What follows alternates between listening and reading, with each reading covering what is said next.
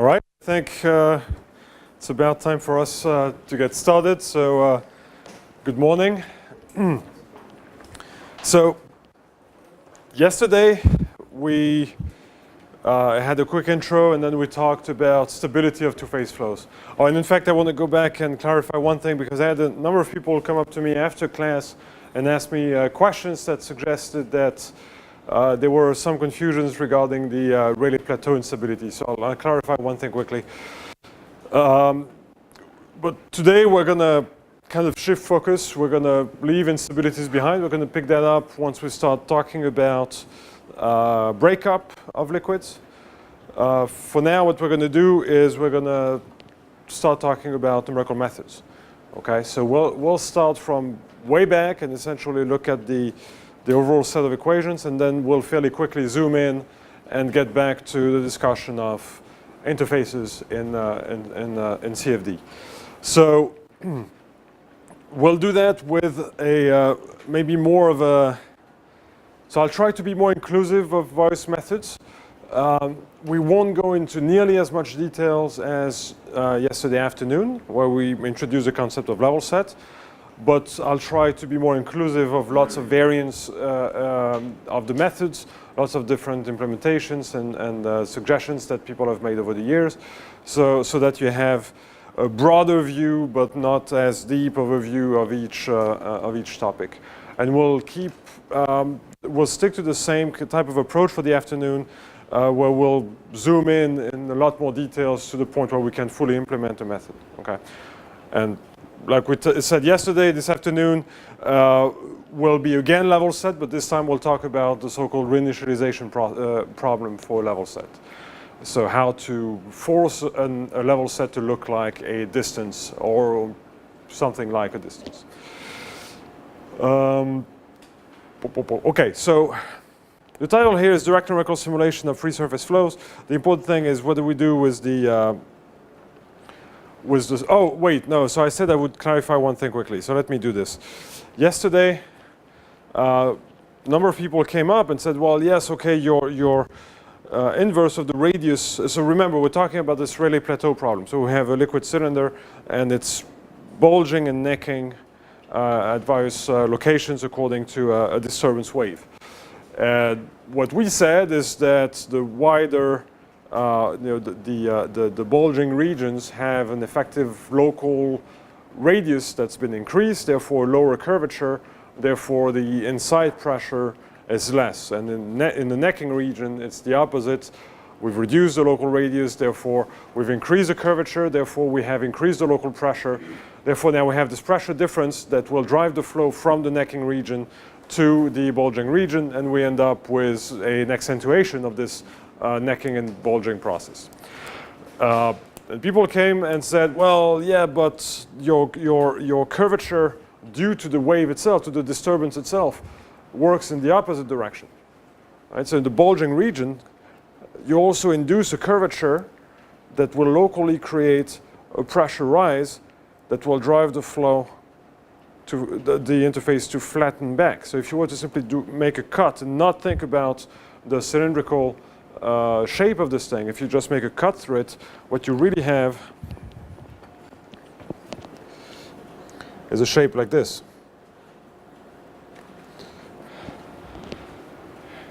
And there, surface tension, if you look at this component of the curvature, surface tension will want to drive this back to a flat state and this back to a flat state. So we really have two processes that are acting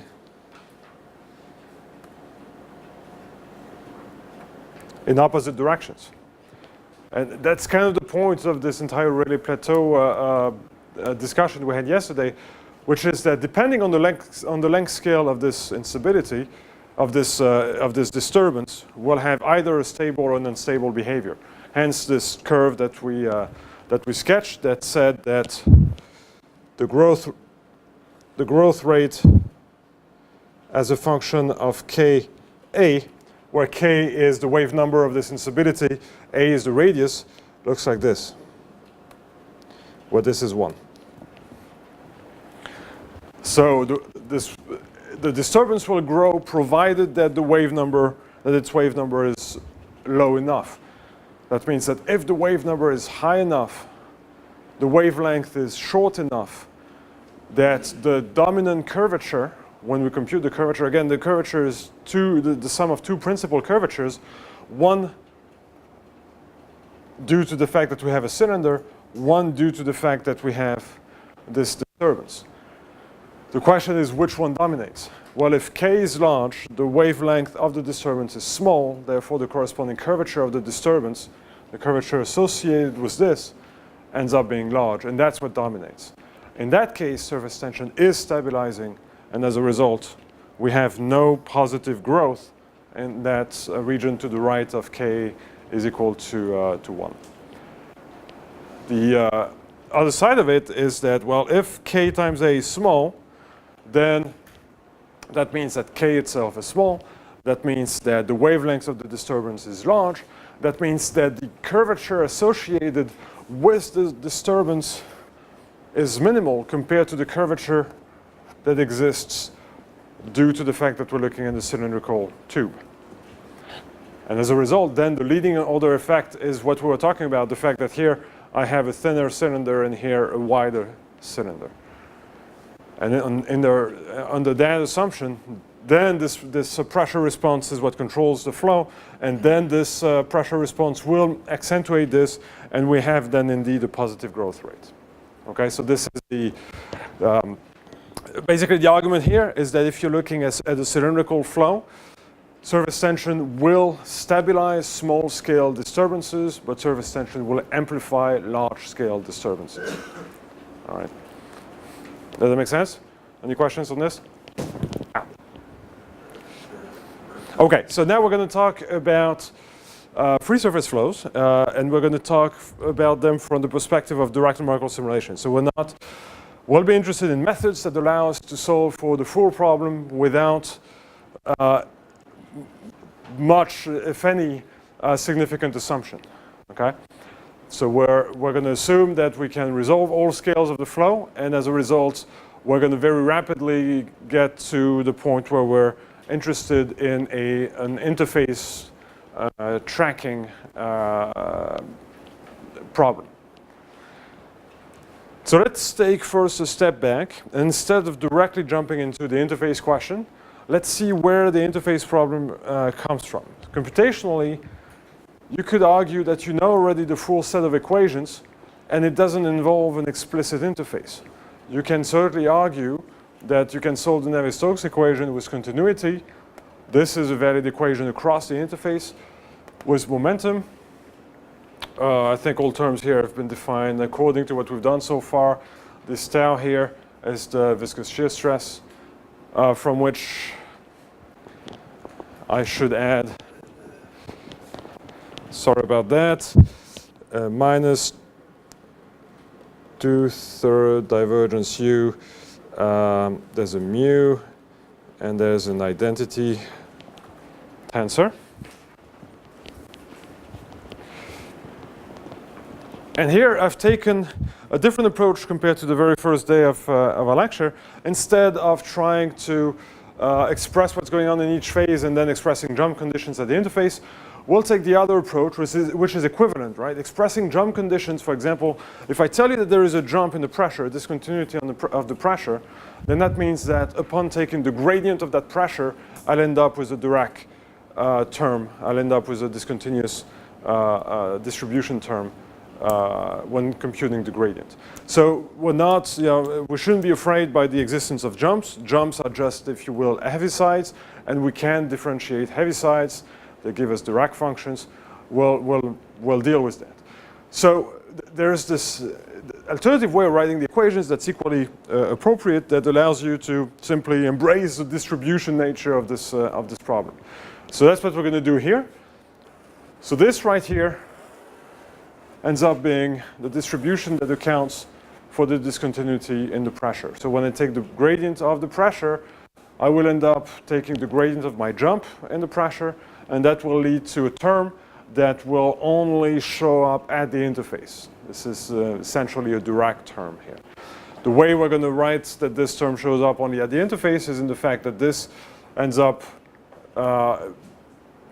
being coming from an integral along the surface only. I'm writing here exactly the same thing as what I wrote before with my pressure jump. This is sigma, my surface tension coefficient. Divergence of n is in fact exactly the curvature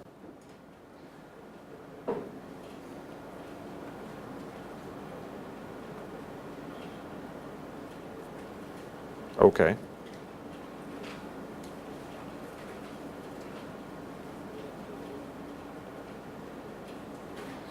So this is the curvature.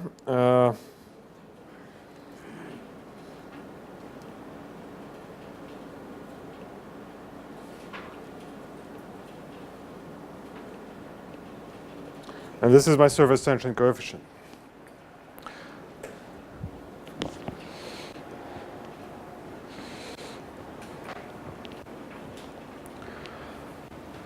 You'll notice that there's one extra term that shows up compared to what we wrote so far. And with the desire of being comprehensive, what I'm saying here is that in the most general sense, if I allow for my temperature to vary, then I must in turn allow for all my thermodynamic quantities essentially to vary in response. And one of them is the surface tension coefficient. So far we've handled this as essentially some given constant, but really, truly, if you measure the surface tension coefficient in a flow for a liquid that's been heated up, you'll find a lower surface tension coefficient than for a lower temperature liquid. So this sigma is really a function of temperature, and in particular, it's going to be a function of the local temperature of the interface. That means that the amount of surface tension felt by the flow will vary depending on the local temperature. And as a result, I have an extra term here that shows up that corresponds to the imbalance in the tangential direction between the surface tension stresses that can give rise to tangential stresses along my interface. Basically, the idea being that the normal situation, if I have a curved interface, it will get pulled on both sides by the same amount, giving rise to a normal force from the interface, proportional to what is the difference in those two angles. Therefore, I end up with just a curvature term. But if now I have a different surface tension coefficient as I move along the surface, I can get pulled on more here than here, and therefore I have an extra term that will force my interface to move tangentially. So I have this extra term here. This is this we refer to as Marangoni stress.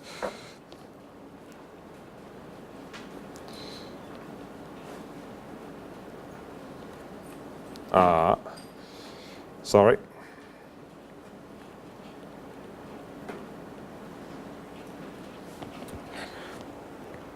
Other important contributors to sigma, beyond just the temperature, are the local composition of our mixture at the interface. In particular, you can highly manipulate the sigma by introducing what's called surfactants. So various chemical species that love existing right at the phase interface. You can put you can dilute those species within your liquid phase. The species will migrate to the surface and occupy the surface and potentially exist at pretty high surface concentrations, thereby modifying heavily the surface tension coefficient. Yes? How then the surface tension is represented? Like, this is not closed because surface tension, we don't have any expression for surface tension. It is dependent on temperature and other. So you're saying how should we write surface tension? Where does this come from? Yes, okay. This is, in fact, this is a good question. And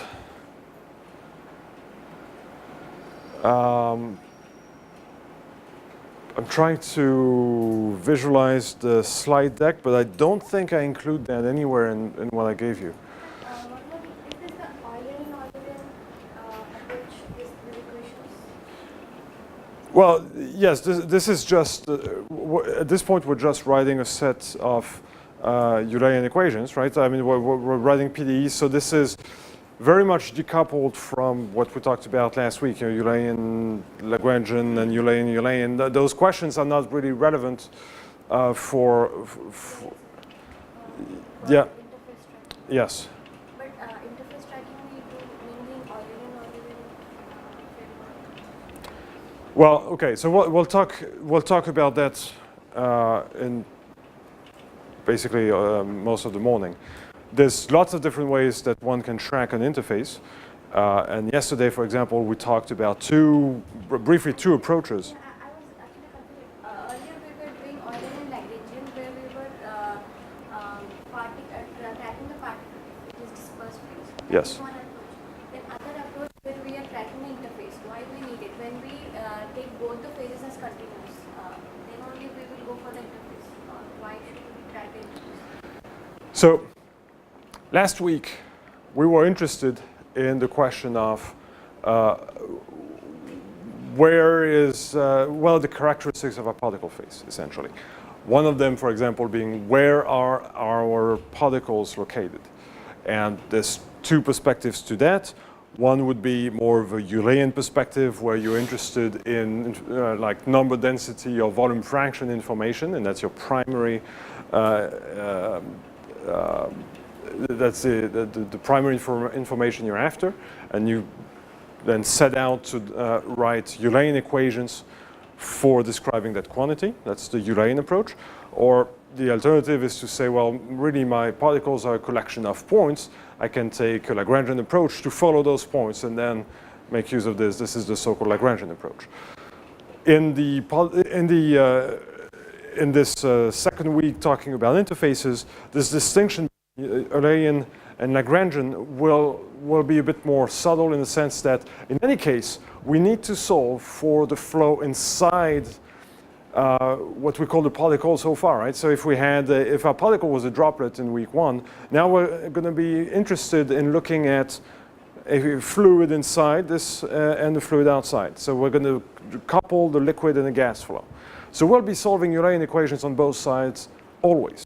There's no real choice here. We know that both phases separated by this interface will be obeying Navier-Stokes. Okay?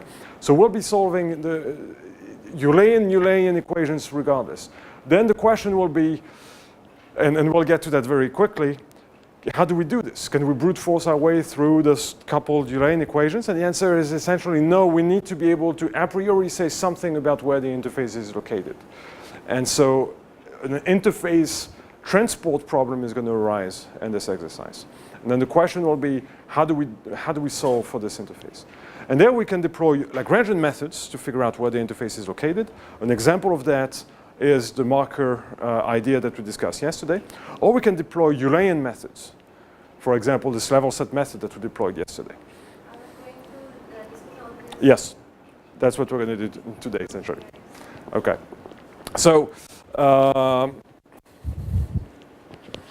and the first question related to, so I will point out that yes, sigma is essentially a function of temperature as well as a function of composition.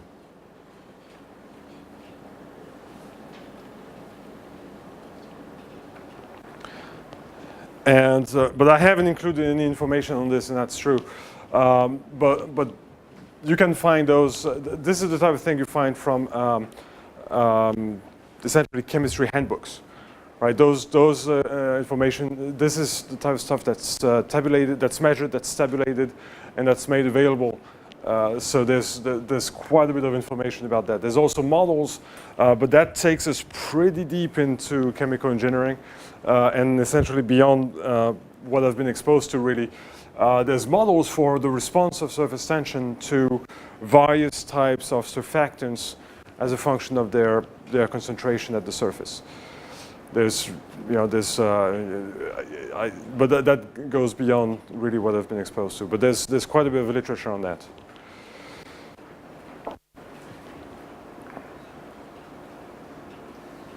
An example of surfactant that we use all the time is soap. Okay, this is how soap works really. Okay, I've included here, so for the sake of completeness, for a little while, not a long time, we're going to include also an energy equation. So I've included here a temperature equation. My C is my specific heat at constant pressure. And I wrote this in order to not throw out evaporation right away and allow for heat and mass transfer for a little while. We'll simplify things a bit later on. So our equation here, so here I'm going to have a heat flux. I'm going to have the heating due to the viscous term, and then I'm going to have again the surface term that will now be due to a mass transfer rate at the interface. This is going to be my latent heat of vaporization, and then at the liquid or any phase change that takes place will give rise, due to the change in Cp between the two phases, it will give rise to a change of or to an extra heat flux term. Okay, so this is my latent heat of vaporization.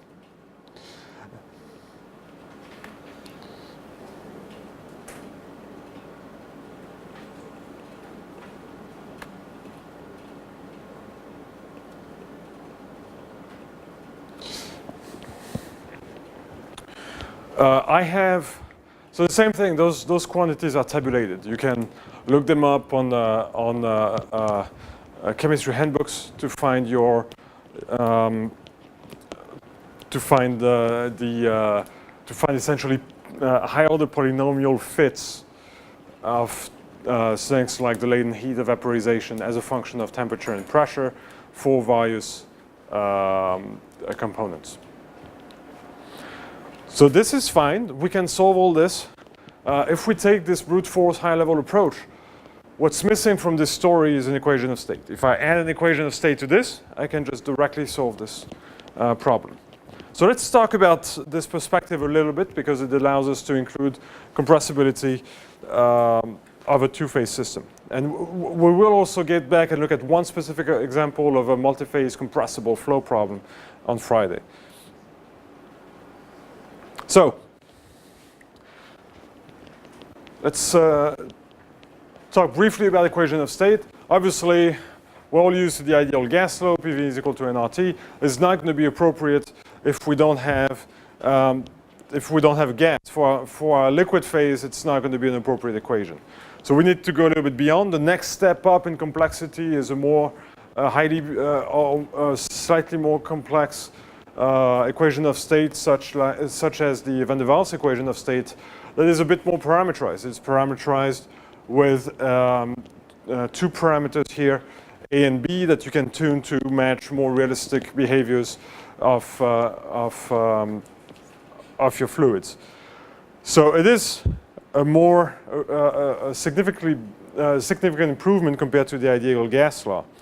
But if you look at it, even for something as simple as water, if you look at the vapor pressure curve, so pressure, the vapor pressure as a function of the temperature, well, I guess here the temperature inverse, you can see that your van der Waals for water is not particularly capable of reproducing an experiment. So this is not a particularly useful approach if you're dealing with, if you want to look at the full-blown problem of compressible two-phase flow with phase change. I have another example here, the PVT diagram. If you look at this pressure density map as a function of temperature, you can look here at essentially, again, the experiments of the symbols. You can see that we're doing a pretty poor job at capturing the shape of this bell-shaped profile. So overall, we're going to need a more complex equation of state. So that takes us into the realm of, I wouldn't say necessarily the realm, but it takes us into an interesting area of research. There's a wide body of literature looking at what are the appropriate and flexible and easy to use equations of states that can represent multi-phase systems. This is, so what we're interested in is, in particular right here, just at this point, a single component, right? So say water and its vapor. Something as simple as that, representing accurately with a single equation of state, is difficult. Most of the, I guess one very successful approach has been the so-called Pang-Robinson equation of state. So that's the last one I'm going to mention. Well, it's not the last one I'm going to mention, but that's the only one that I'm going to write in some level of details. You can see that the complexity increases quite a bit. It's more heavily parameterized. In particular, we still have essentially a coefficient A and a coefficient B, like in the Van der Waals equation of state. But this time, those coefficients are allowed to respond to the temperature in a way that is also parameterized using some critical temperatures and pressures. So overall, this is a more involved equation that requires more parameters, more tuning in order to fit to experimental behaviors. But overall, that's going to work well for a gas. It's going to work well for a liquid. And how well? Let me show you. So this is your Pang-Robinson equation of state. You can see that now at this point, the vapor pressure as a function of temperature is pretty well captured. This is a log-log plot. Sorry, this is it log-log? No, it's a log-lin plot. But you can see that there's some departure as we get to higher 1/t, so lower temperatures. But overall, we get pretty decent results. In the same way, when you look at the PVT diagram, we see that we have a much, much better representation of this bell shape here, with still some departure on the right at the high density end of this curve. But overall, now we're getting into some pretty realistic equation that is capable of capturing the true thermodynamics. People have, so there's, again, a lot of work that's been done on this. This is one example of one equation of state, but people have added to this and have added fudge factors and corrections in order to match things properly. I have one example here, which is the Penelou modification to the Pang-Robinson equation of state that fully fixes the low temperature behavior. Okay, so that now we don't have any discrepancy anymore, and at the same time, that fixes this high density side of our PVT behavior. So again, my point here is to say, if you want to take this problem from a brute force perspective, well, we have a full set of equations. The only big issue is the equation of state, but the equation of states, people have looked at that. Those are the same people who build equations of state for explosive materials, for example. So the idea is to characterize the behavior of both solids and liquids and gases appropriately. But there's a wide body of literature on that. If you're interested, I added a few more, the Redlich-Kwong equation of states, and there's a bunch more. Once you have this, you can deal with a single component multi-phase mixture. Now we have a full closed set of equations. We have equation for rho u, for T, and we have the linkage between all these through the equation of state. So we can solve this. If you want to deal with a multi-component system, you have to have mixing rules. So you have to specify some way that the two components of your mixture are going to interact and respond thermodynamically. So again, I don't want us to spend too much time on this. This is more of a niche type of discussion, but for completeness, I thought I should include that. I have a link here that I think still that should still be appropriate. That takes you to a software that makes use of those type of things. Right? If you are interested if you're interested in those questions, you can take a look there. That will allow you to play with the question of what is the thermodynamic response of a multi-phase mixture. Okay. Any questions on this so far? Oh, well, I haven't specified it, but this is essentially a correction to this. So imagine you essentially add a term here. The idea is to just come in and create a modification to give you a better response for low temperatures. So one more parameter.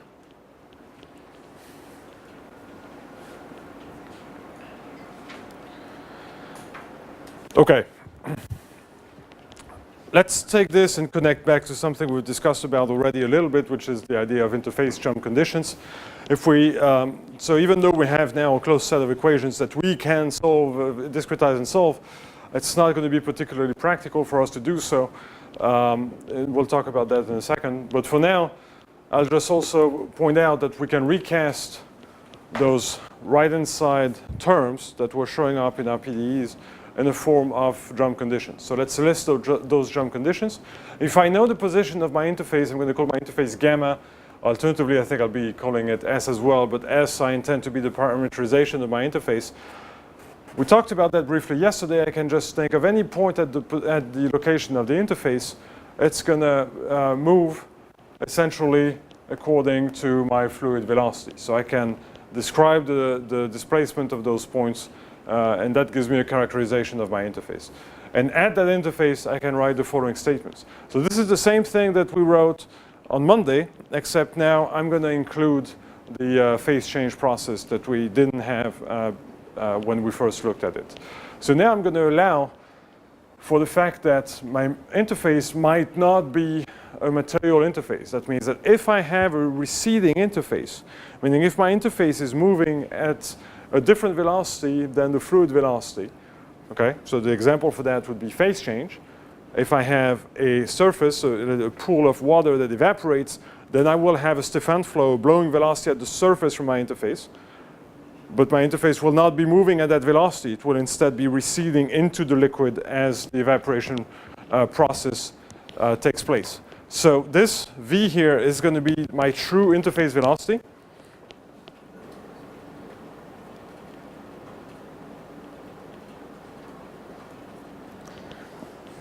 And now you'll notice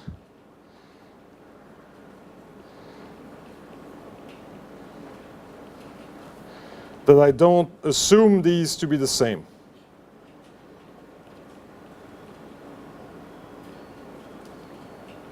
So this is the most general situation where if I have an m dot that's non-zero, that surface is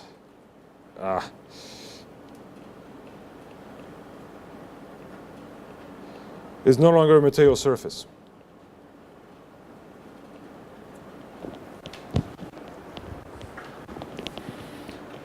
So we'll write our generalized jump conditions under the situation. First, conservation of mass. Well, conservation of mass will work essentially the same way as before. We'd put together a little pill box, control volume, and squeeze it such that it encompasses just a little bit of gas and a little bit of liquid while having the interface in the middle. And stating conservation of mass here tells us that the relative velocity between the liquid side and the interface times rho liquid has to match the relative velocity between the gas side and the interface times rho gas. Okay?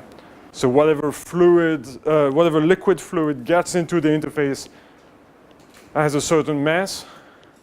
That mass needs to come out on the other side in the form of gas. That's essentially all we're saying.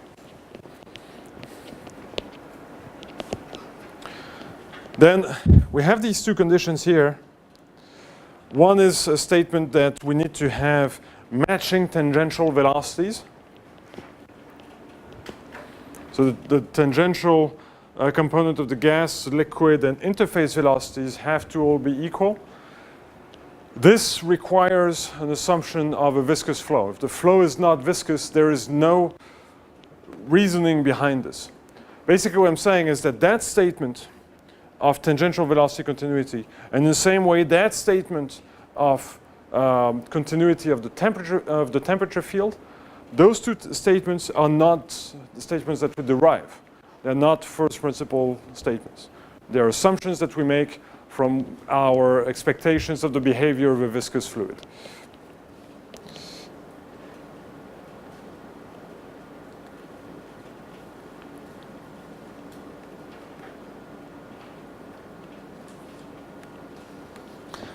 That's kind of a big deal because if you're in the process of deriving a compressible flow solver for a two-phase system, it's pretty classical for people doing compressible CFD to start from the Euler equations. Well, if you start from the Euler equations, you cannot invoke those conditions at the interface. And you certainly still can, but there's no reasoning behind that.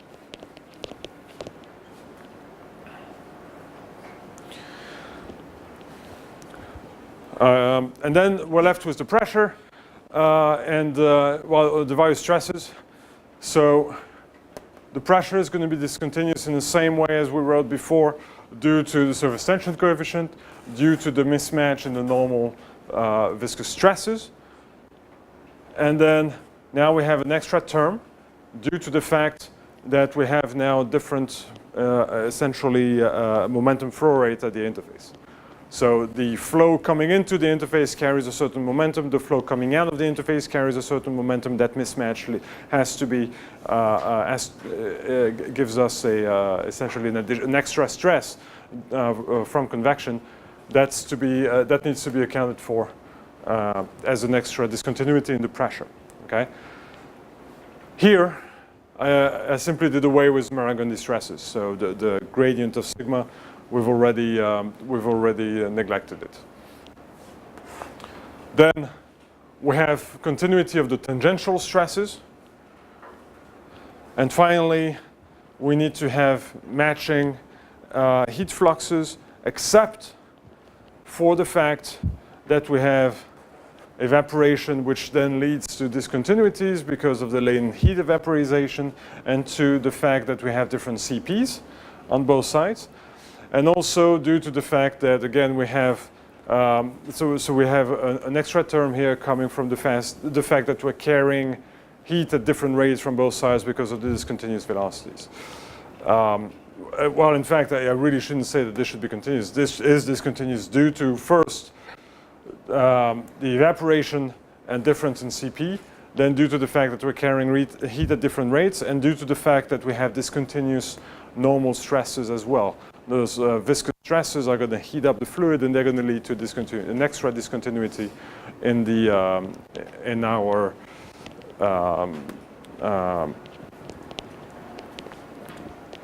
our heat flux at the interface. Yes.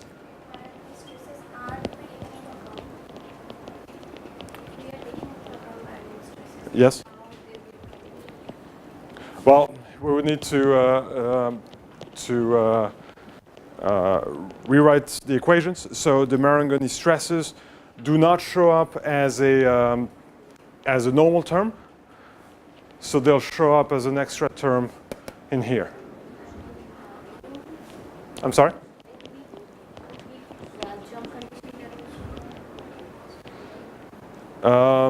So that's a good question.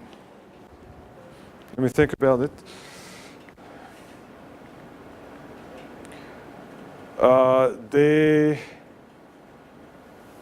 I don't think so, because it's a purely normal process. So I think it would only show up in the tangential stress, matching. Don't quote me on that. We need to go back to the most complete equations.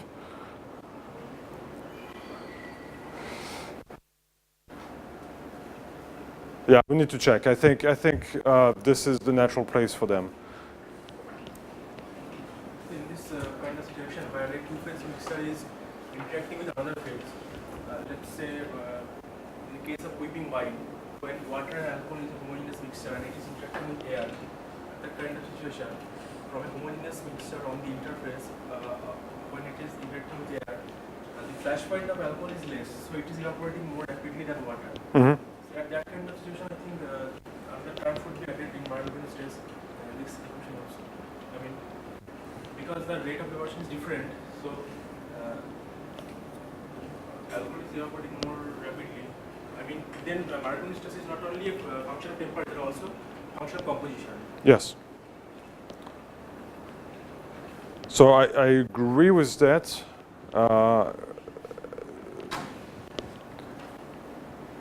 So maybe I missed your. So I agree with that. I miss what is the consequence of it. I mean, so there are maybe other terms in this term condition also. And this one?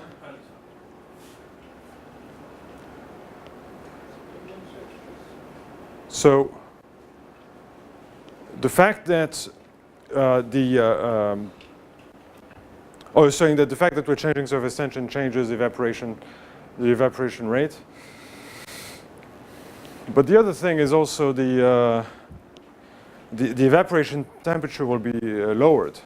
So this is also related to the basic thermodynamics of boiling. We can assume that to be a isothermal system, so temperature is not changing, but as the two fluids having different flash points, so one will evaporate more rapidly than the other. I'm not sure.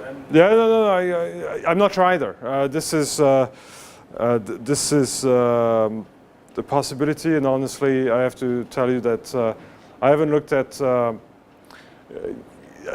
not going to say that I haven't looked at evaporation because we are actively looking at evaporation now, but this idea of detailed multi-component evaporation is something that I haven't looked at in enough details to be able to tell you. So yeah, you might be right. There might be extra terms that I'm not including here. So yeah, don't quote me on anything beyond just those relations for neglected Marangoni stresses. I haven't looked at enough details beyond that. Not that this is not known. Basic textbooks will contain that information.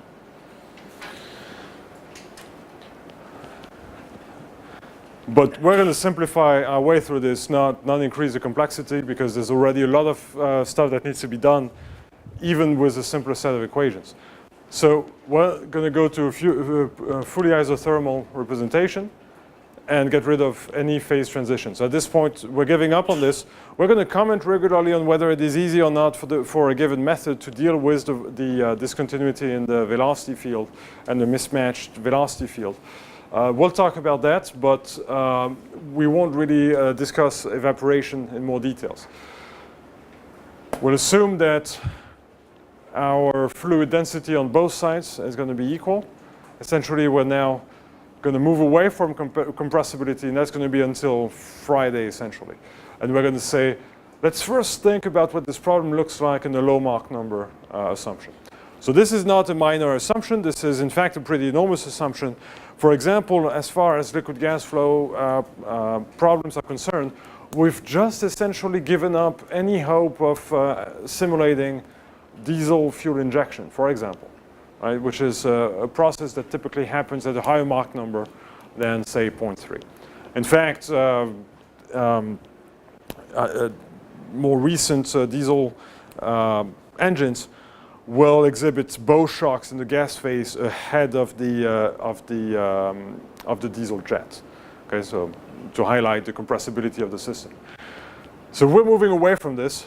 We're still completely going to be able to look at, say, firefighting type of applications. We're still going to be able to look at spray painting.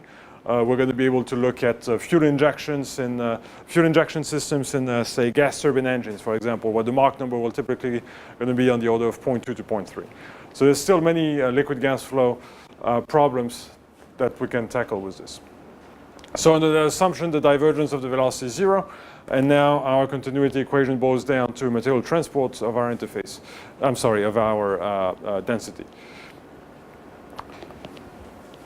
We have our momentum equation, and we can rewrite it in any form we want, but ultimately we just have our momentum equation with our extra surface tension term on the right-hand side.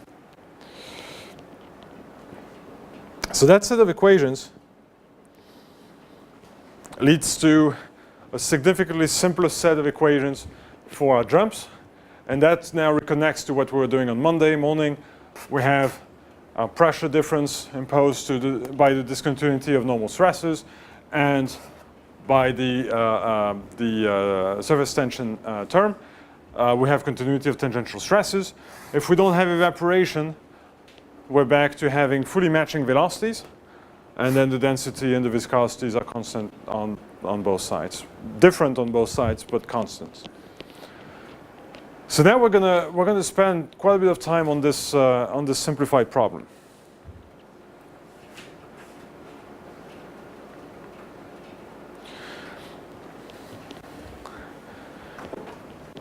We've simplified this problem significantly, and yet there's some questions regarding how you would solve this. So we have still a complete, closed set of equations. We could still, in theory, just brute force discretize this problem on the grid and find a solution. Okay, so I could take a fixed grid, solve my Navier-Stokes equations. I have right here some information about the interface. Right, we haven't really discussed that explicitly, but really that equation, the continuity equation that I can rewrite as a material transport of rho. Well, this is now purely a distribution. Rho is literally a heavy side of space. It goes from rho liquid to rho gas in a discontinuous fashion. And what I'm stating is that the time derivative of it is related to u dot the gradient of it. This is literally an equation that tracks the location of this jump from rho liquid to rho gas. So this is my interface. This is where my interface is going to be captured, if you will. The issue is that if we do this, well, first of all, we just argued that this is literally a distribution that we're working with. Discrete methods tend to not be very good at dealing with PDEs with distributions. And so one thing that will happen in particular is that numerical. So there's really two things that can happen. Either I have a scheme that is diffusive in nature, and then I will go from a density that looks like rho gas to rho liquid. After a little while, it will look like this.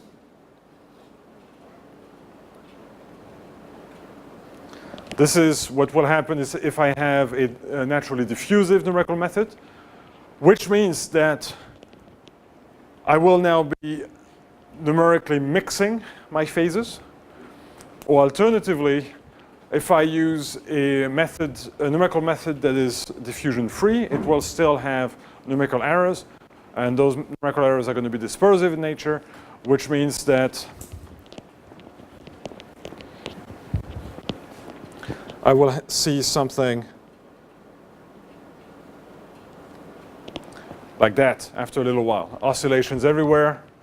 The simulation will be unstable. Okay, this will be the diffusion-dominated solution to that equation. This will be the dispersion-dominated solution to that equation.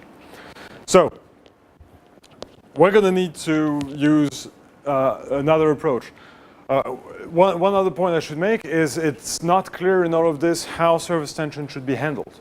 Surface tension should be handled only, should be provided only at the location of the interface. So that means that from either this wiggly solution or the smooth solution, we need to figure out where the interface is located, which is going to be a problem.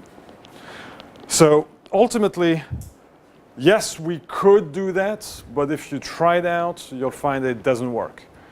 you'll find that this type of approach will break your code.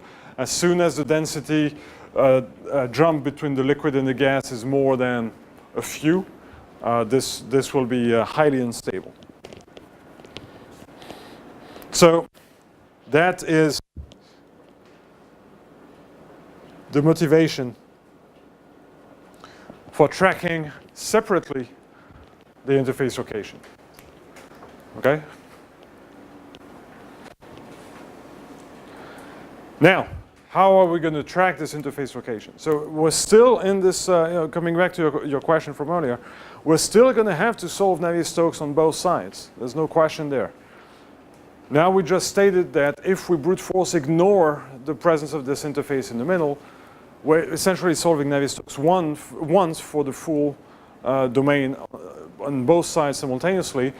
That approach doesn't work for the reasons we just highlighted before. So we need to say something about where the interface is and handle the presence of this interface explicitly to have usable methods. There's really two, starting again from the very initial considerations, there's two overall classes of approaches that can be deployed to this, to deal with this problem.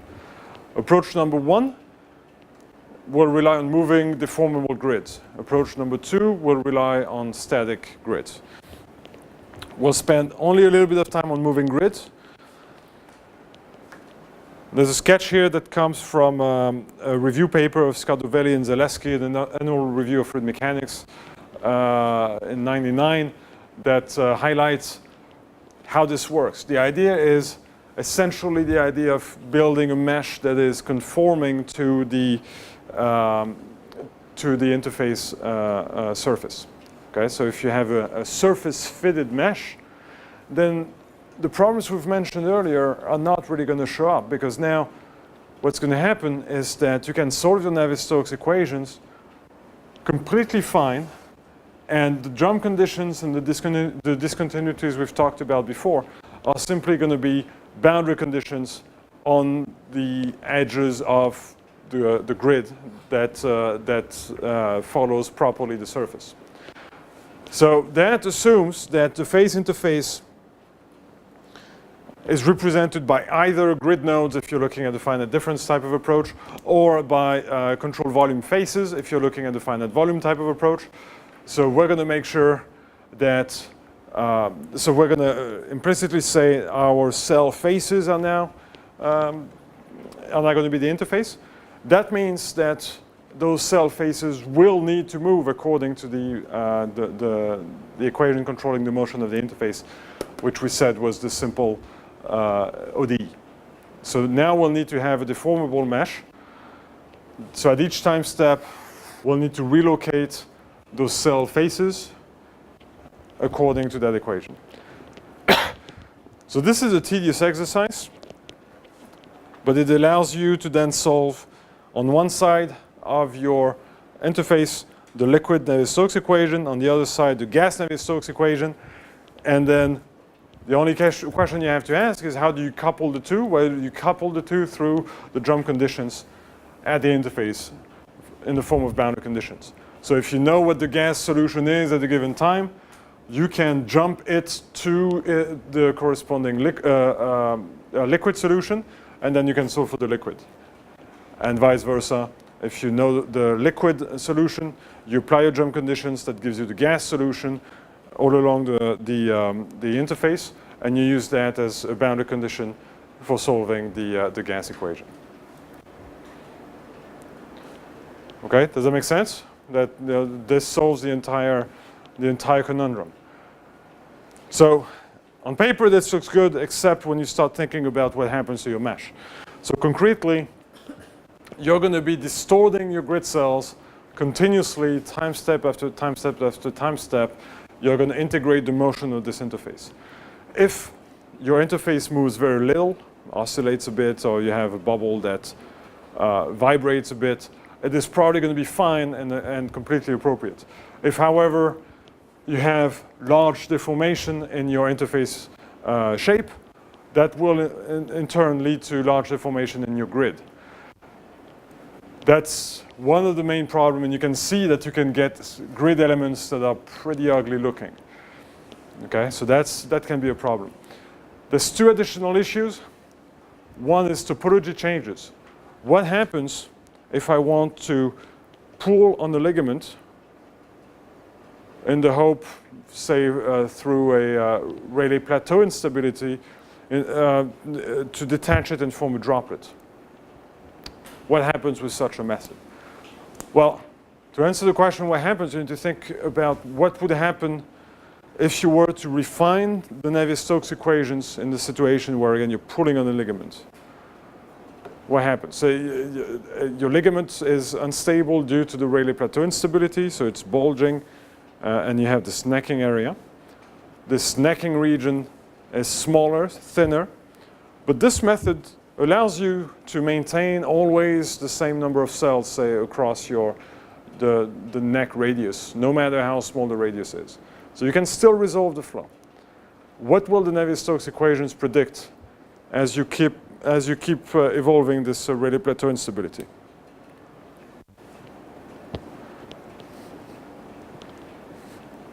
What do you think will happen? Do we just integrate forward this Rayleigh plateau instability problem? As the field becomes thinner and thinner, it will never actually break. Exactly, it will never actually break up. Why will it never actually break up? Equal number of bits will always be there in the same. Well, that's the pragmatic answer. So does it mean that,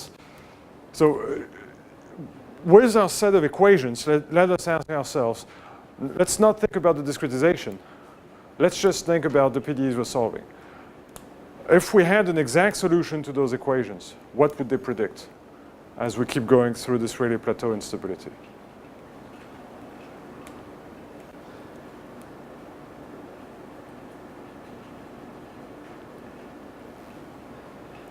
Would we predict breakup?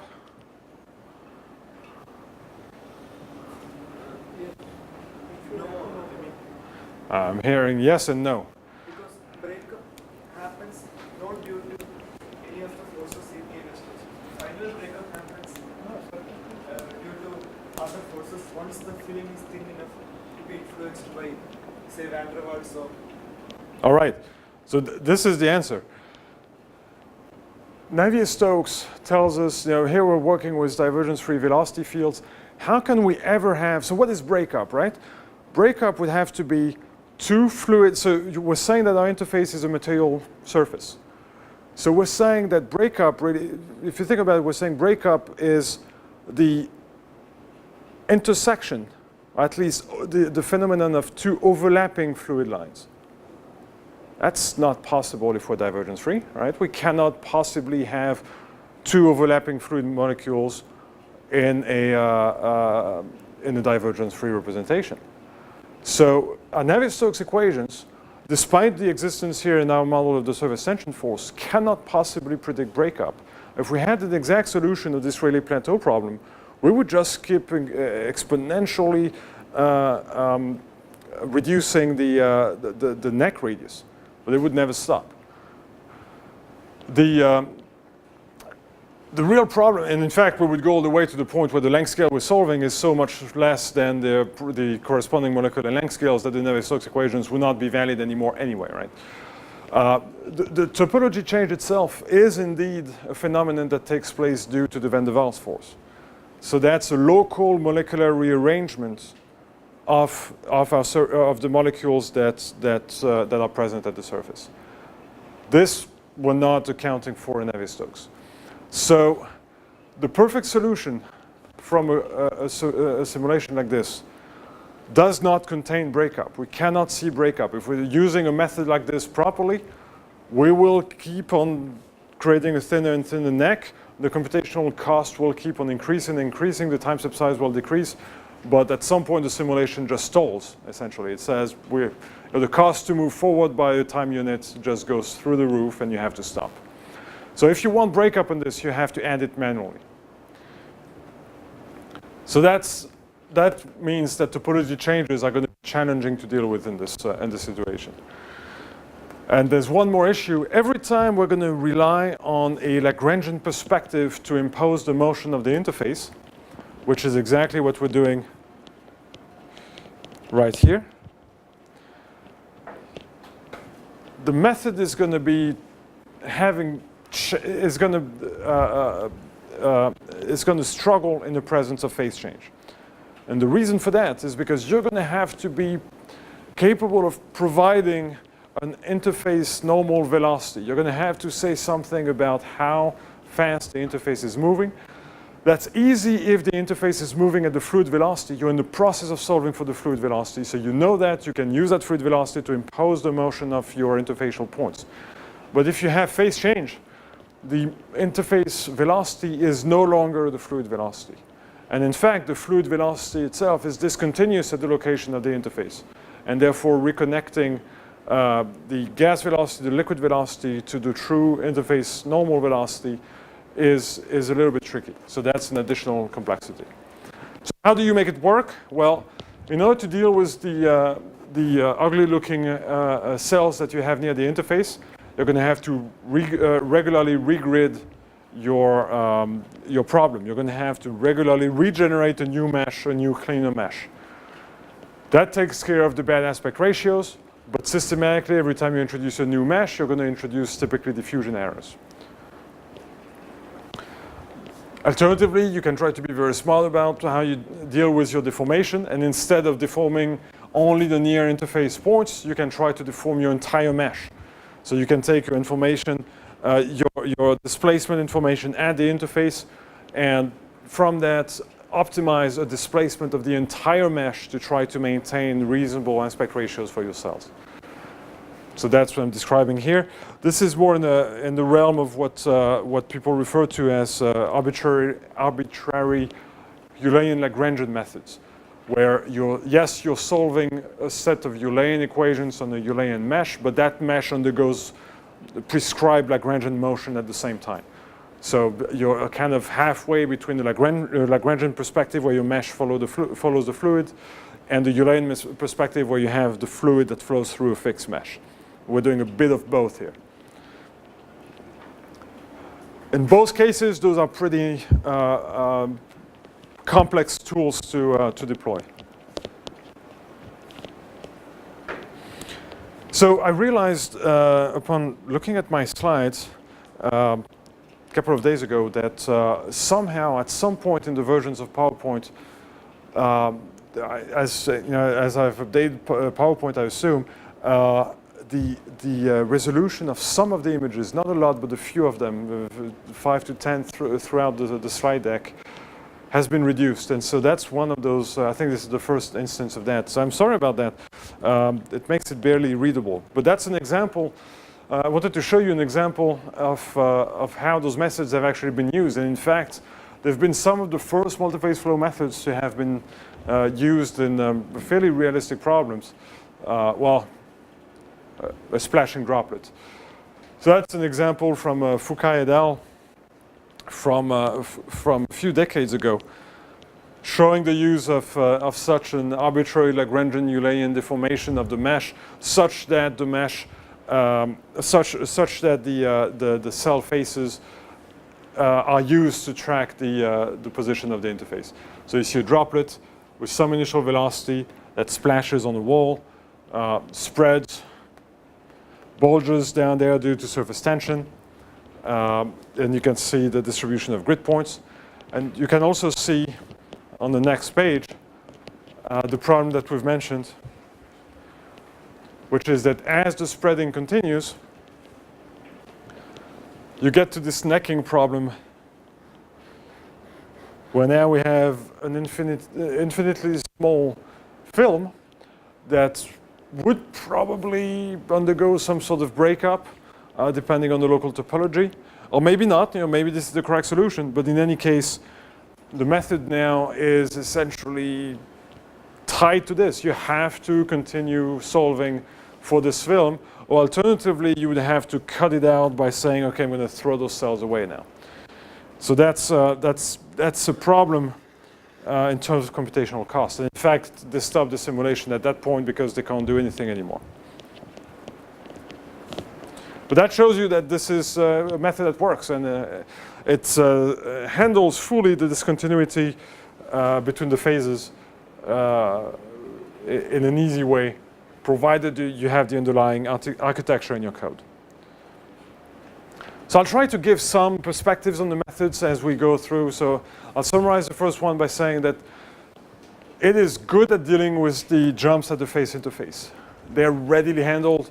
It will give you the most accurate coupling between the phases. And in addition, if you have little deformation, then it is probably the best method you can possibly use in order to study your flow.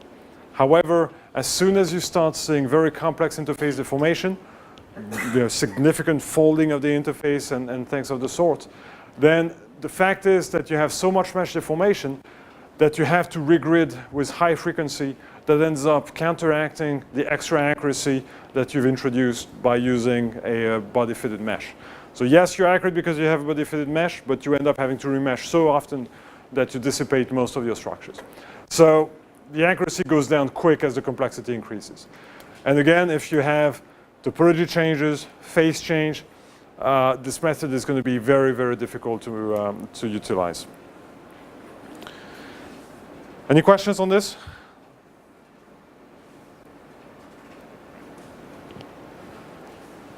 Okay. Now, we're going to switch to fixed grid methods. So, at this point, it's essentially a similar type of argument or a similar type of idea as an inverse boundary type of technique. So we're going to move away from a body-fitted representation, and at this point, we're going to have mixed cell situations. So we're going to have cells that are going to contain both liquid and gas. So now,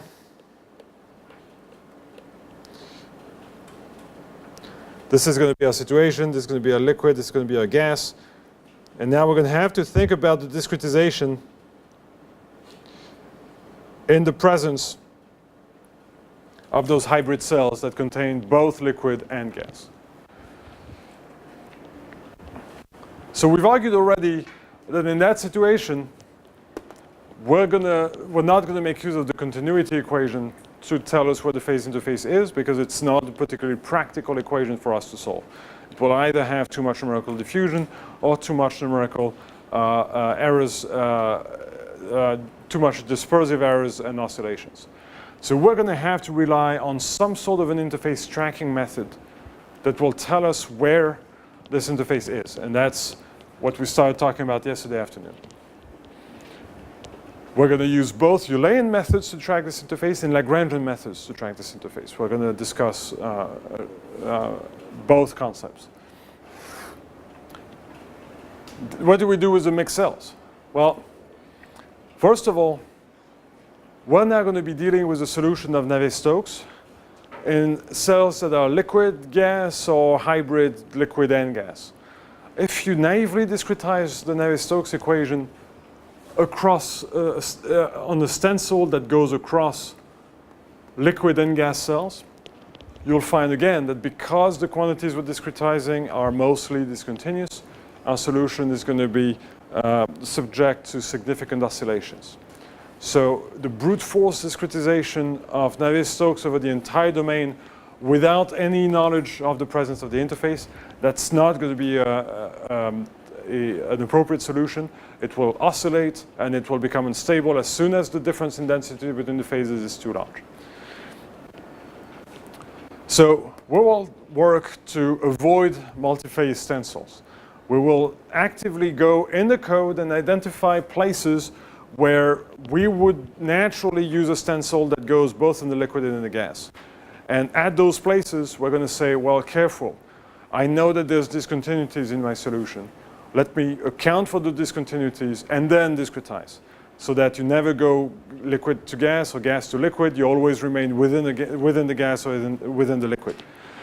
There's essentially two main ideas that have been used in order to do this. We'll talk briefly about them, and then we'll implement one of them tomorrow, I think, on Thursday, I don't remember, but we'll implement the first one later this week.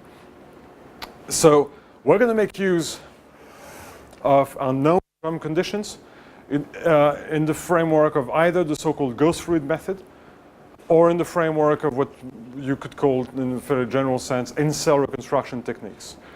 Smilyanovsky was the first person to really talk about this idea of reconstructing liquid or gas quantities within a cell from the knowledge of mixed quantities.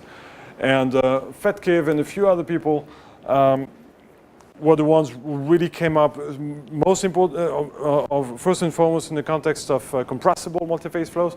They came up with this idea of creating a ghost fluid. So we'll talk about this in the next slide in a bit more details. So that will avoid the extra dispersion errors that you would get at the interface that will lead to oscillations. And then in addition to that, well, you have to remember your density, your viscosity, et cetera, those quantities are tied to which phase you are in. And so you'll have to systematically reset density and viscosity based on your newly predicted location of the phase interface. So we'll mention this briefly. I guess I forgot entirely one bullet here. Or maybe it is on the next slide. Is it on the next slide? No. Let me add one bullet.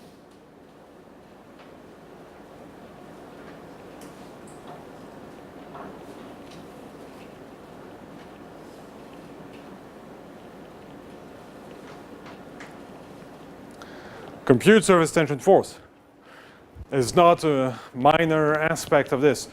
In the context of our moving grid methods, this was just a drum condition. This was just a statement that the pressure from one side is not our own pressure, it's sigma times kappa plus our own pressure. Okay, so this was easy to handle as a drum condition before. Now we're going to have to be very careful about it. Okay, so since for a few slides, we're going to still defer the discussion of the interface tracking methods. For now, we're going to assume that we know something about the phase interface. It's either going to be in the form of the interface position, x sub s, parameterized with some parametric representation s, or the concept of a liquid volume fraction, meaning the ratio of the liquid volume in the cell to the volume of the cell.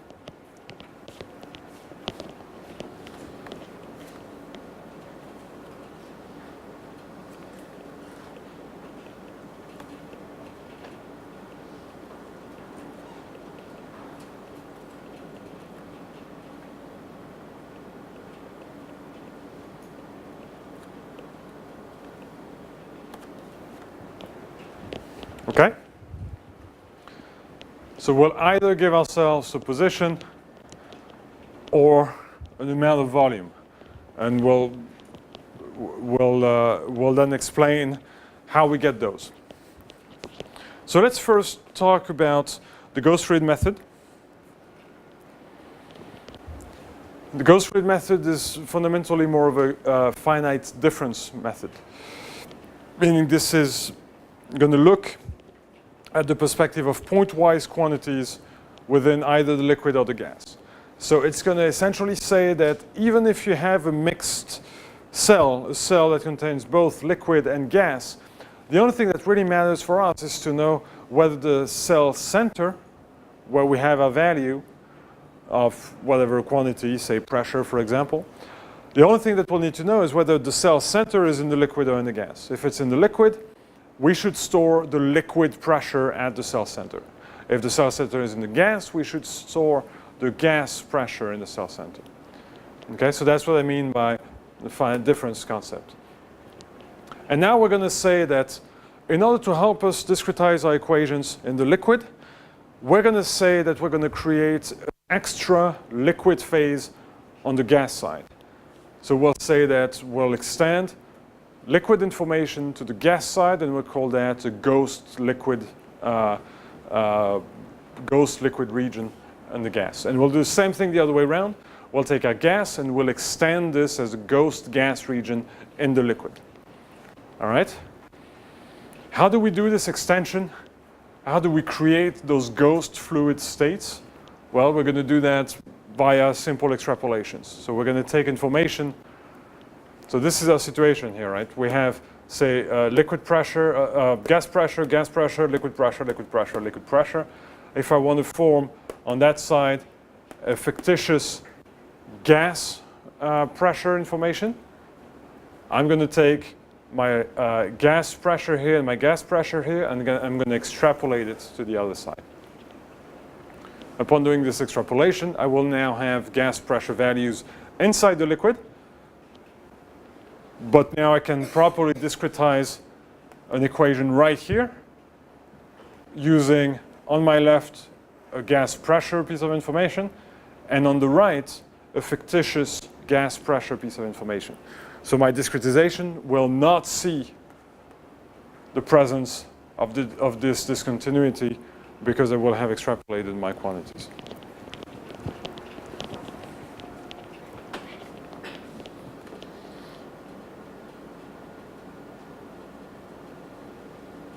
So now this will be a viable stencil.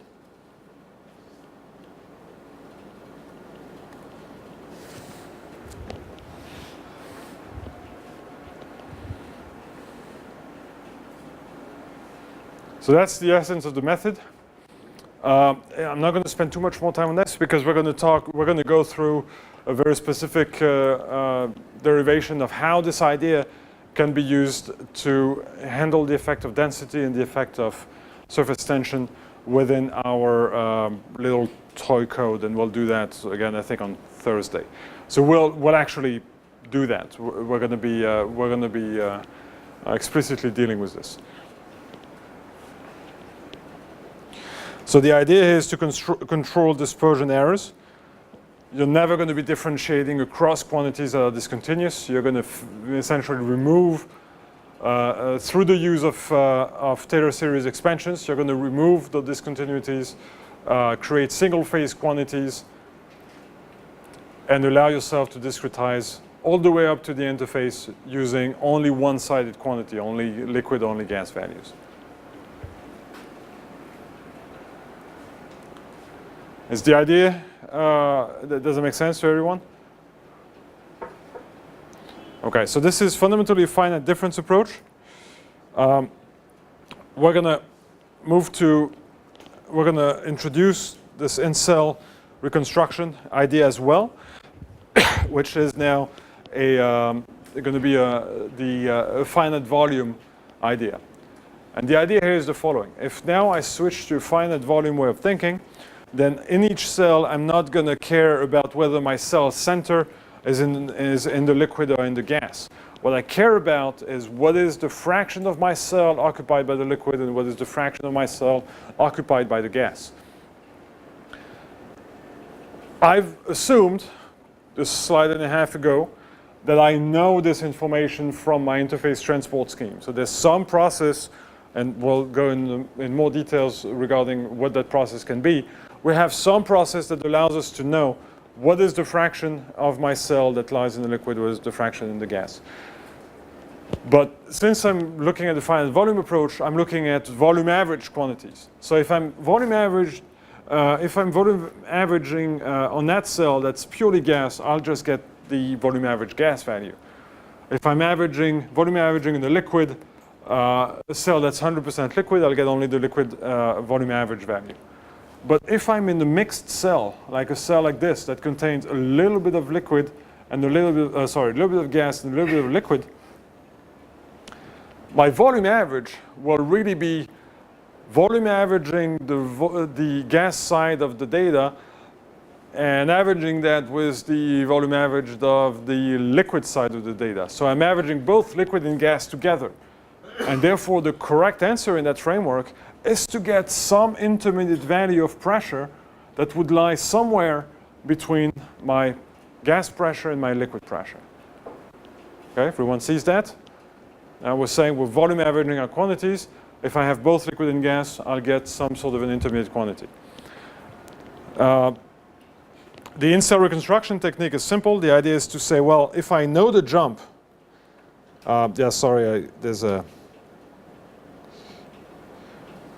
let me be consistent with the previous notation. So if this is my jump, of a quantity phi, if I know what the jump is, and we wrote relations for the jump in a few previous slides. If I know what my jump is, therefore I know what is the difference between phi L in cell I and phi G in cell I, and I know that my average, volume average phi in my cell is the fraction of liquid in my cell times the average phi liquid in that cell plus the gas fraction of my cell times the average phi gas in my cell. Well, I have two equations from which I can express explicitly what the liquid value and the gas value are within the cell.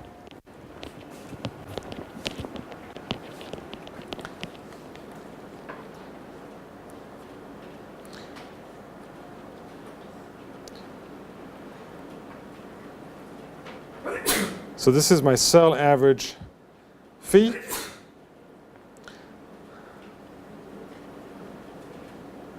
This is the liquid. This is the gas. This is the gas volume fraction. And this is the liquid volume fraction. So if I know the volume fraction and I know the cell average value, I can tell you what the liquid is, what is the gas. And therefore I can reconstruct uniquely the corresponding point up here and the corresponding point down here. Okay? So this is the idea of the in-cell reconstruction technique. You can do that with, typically it's going to take the form of a set of coupled equations. Here we wrote that in the simplest form.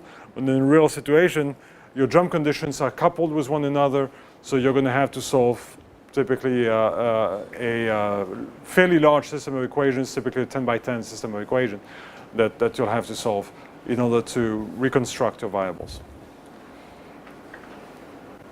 So again, the idea is it eliminates the dispersion errors. The accuracy of this technique is necessarily going to be at best first order in the sense that you're only going to work with volume average quantities. You cannot say much about the corresponding gradients. So the accuracy of this is limited, but at least it's gonna avoid any use of again the information from the other side. Make sense?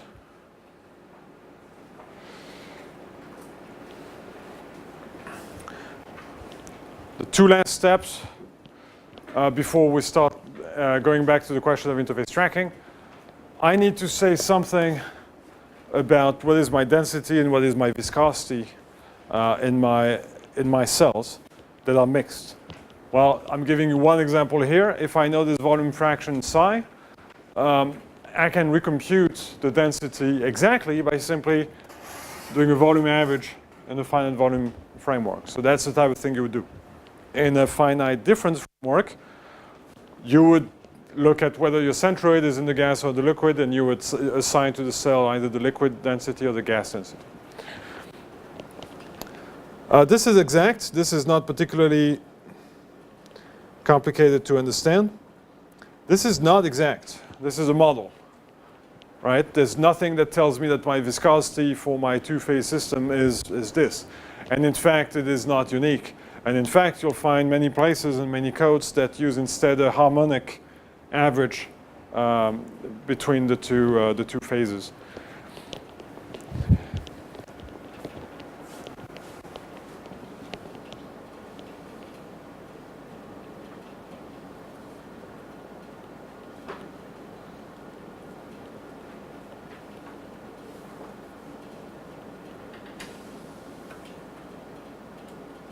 Harmonic.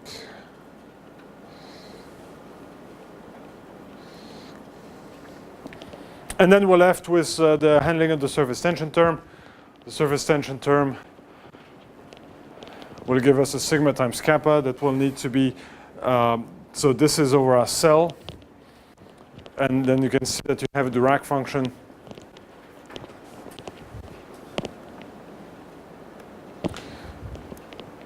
that is only non-zero at the location of the interface x sub s that I've assumed that our interface tracking scheme has told us about. So this is going to be 0 everywhere except at the interface, and that is going to give us sigma times kappa.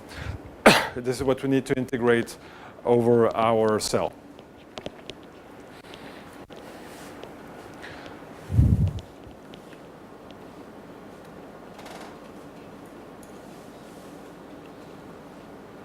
What?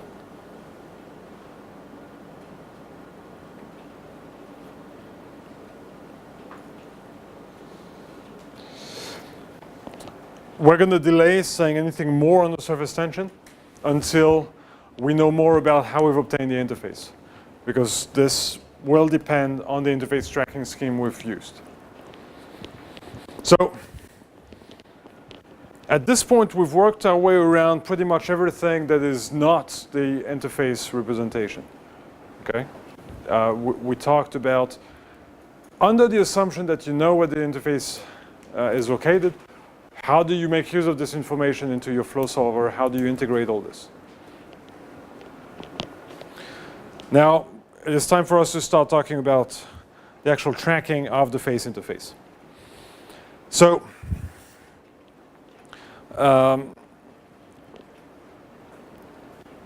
we started discussing that yesterday. I'm sorry, this is another one of those images that was drastically reduced in resolution for some reason. So the discussion yesterday afternoon started with this simple idea of using marker particles, and the idea was this is the first simple way of thinking about tracking an interface, and that we pretty rapidly and probably too rapidly dismissed it. Let's go back to it and talk about what can be done with a method like this and what it requires. So we're going to use the same idea as yesterday. We're going to introduce some sort of an auxiliary grid in the form of a collection of points at the surface itself. All right. In 2D, that's a collection of line segments connected by points or connecting points. Or in 3D, this would be typically a collection of triangles that would represent the surface that would connect triplets of points.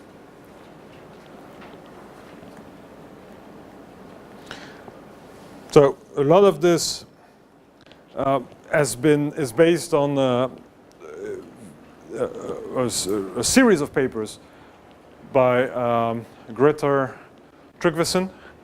Tryggvason is really, I would say, has been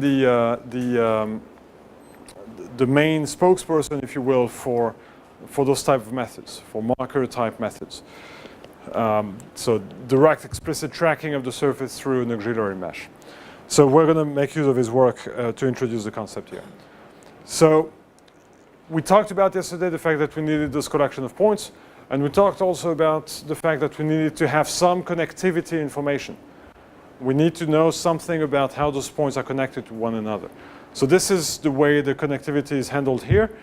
What is an element of that surface mesh? Well, in 2D, this is an element has a pointer to a pair of points, and it also points to neighboring elements. That's how this is structured. In 3D, the same thing applies. An element is a pointer to the 3 vertices of the corresponding triangle, as well as a pointer to each of the 3 neighboring triangles. So you can see that we're storing the connectivity as part of our element. That being said, this is truly a surface mesh. This is a fully unstructured surface mesh. The main thing that this offers to us is subgrid resolution, in the sense that we are in the position to track features that might exist on a scale smaller than the underlying flow solver mesh, which you might as well take as being fully Cartesian. So you fully decouple the resolution of the flow solver from the resolution of the surface. So if you have high curvature areas, you can go after them, you can represent them. We talked about already the fact that the equation that controls the motion of the surface points is straightforward. This is inherently a Lagrangian method because we're going to be solving Lagrangian equations for the surface. Okay, so to the question, are we using Lagrangian or Eulerian method? This surface tracking exercise is purely a Lagrangian surface tracking exercise, even though the full flow solver on both sides is still going to be based on Eulerian techniques. So we're going to be integrating those equations. Obviously here there's one step that I think we mentioned it yesterday, which is that we need to take a fluid velocity. So this is from our CFD, and that needs to be evaluated at the P location, which is obtained. So you need an interpolation.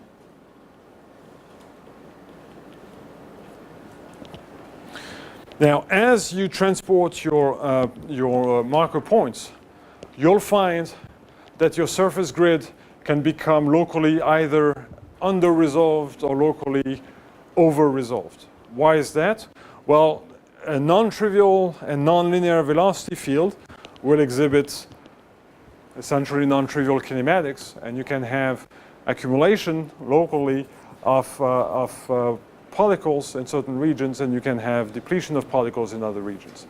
So as you evolve your surface mesh, you'll find that your effective local resolution is fluctuating based on the local kinematics. So that means that a lot of the work that you'll need to do to make a method like that work will be in constant restructuring of your surface grid. So we'll talk about a few examples of what's involved.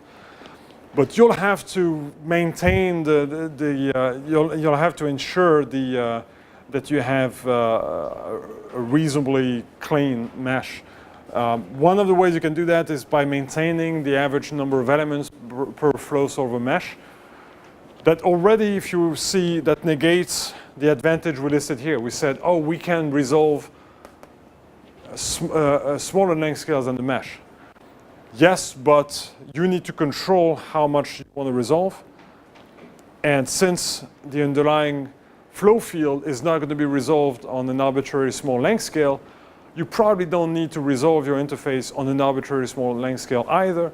And so typically you're going to tie the number of surface elements to the number to the local grid cell, to the concept of a local grid cell, by ensuring a few elements, typically 3 elements per grid cell.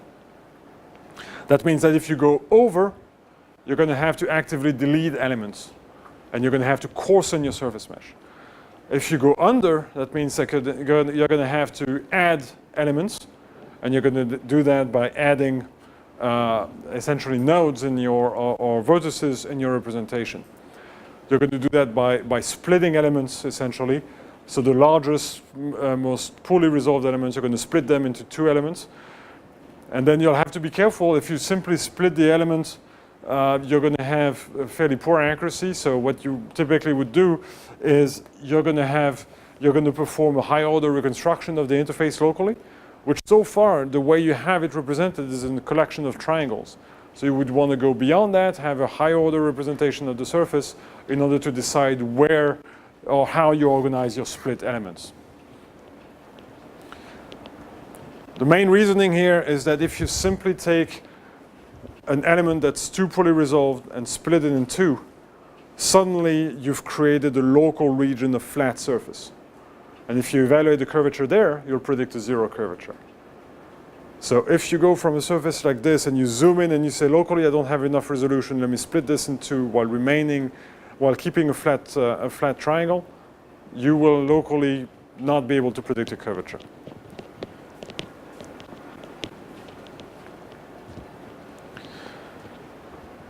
So in 3D, this is kind of how this looks. You're going to try, so here I've assumed that H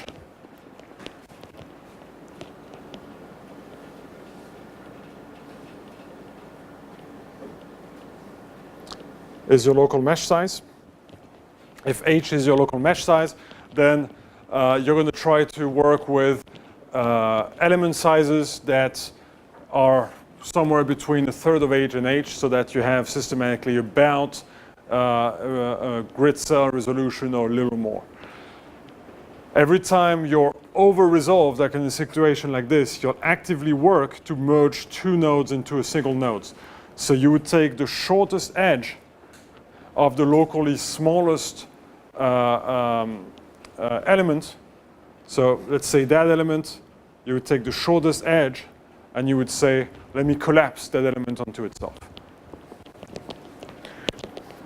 So you have to manually come in, identify that this is the segment that you want to kill, and you kill it by collapsing those two nodes onto their average location.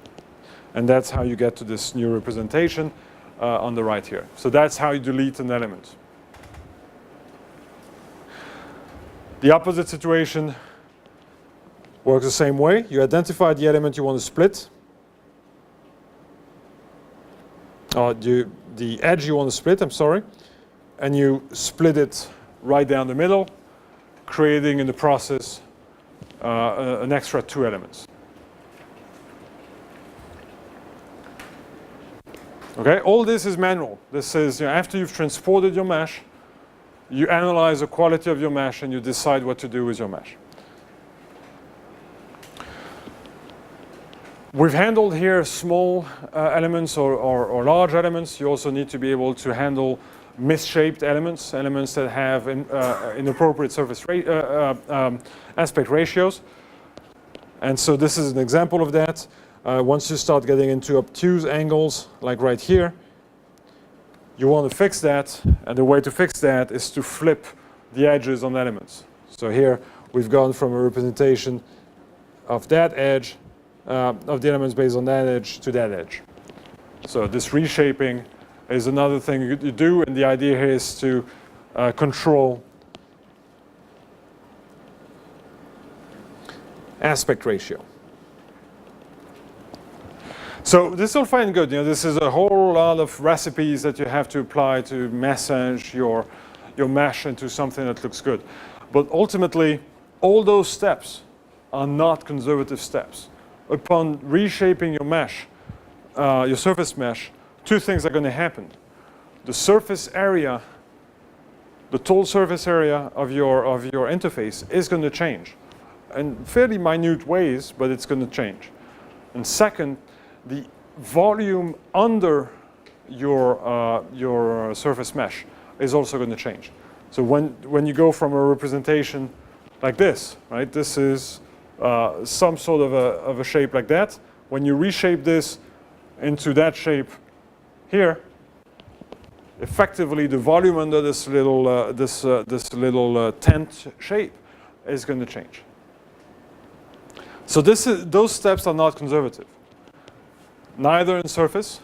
And by the way, surface area is, if you think of surface tension, or if you think about the importance of surface area, well, really sigma times the surface area is the surface energy. Okay, the amount of energy in the surface lies in this potential for surface tension force. So this is sigma times the total surface area is your interfacial energy. So this type of approaches will mess up your total surface energy and will mess up your total volume under each of the phases. In addition to this, also the curvature will respond to those changes. So those manipulations lead to local spurious changes in curvature. I'll mention that, I should have mentioned this for that. There's been an extensive amount of work, in part from Tryggvason's group, to fix this. So figuring out how to do this reshaping and this element deletion such that the underlying volume remains the same, those type of things that they've thought about, and they have various fixes for those things. So there's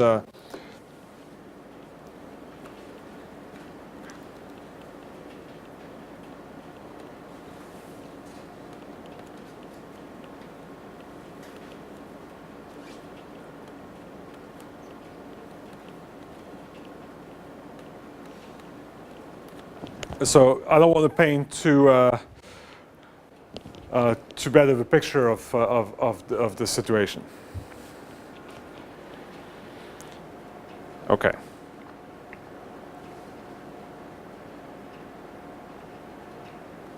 So once you've done all that, you have to think about what to do with the information of the surface.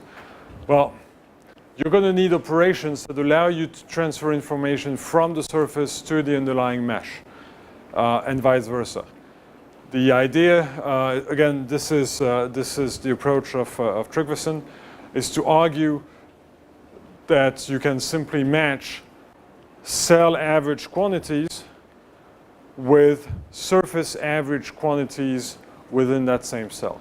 So the approach that is using to transfer front-related quantities, say a surface temperature or a surface velocity, onto the underlying mesh, is to surface integrate the quantity over the mesh within the cell and say that this is going to correspond to the volume average value within that cell.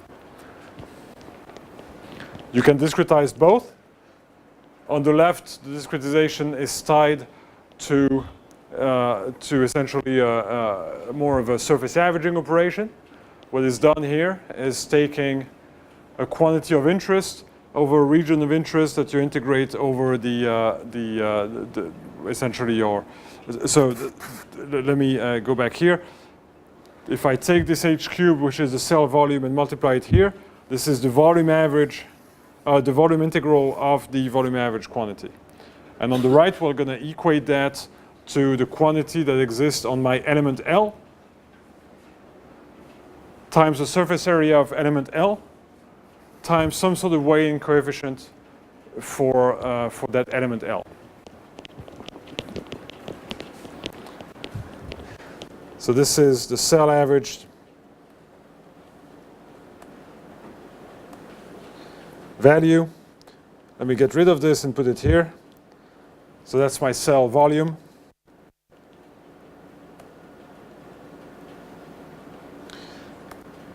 This is my surface element.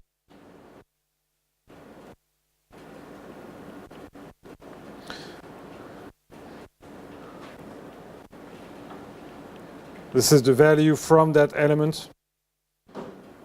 This is the element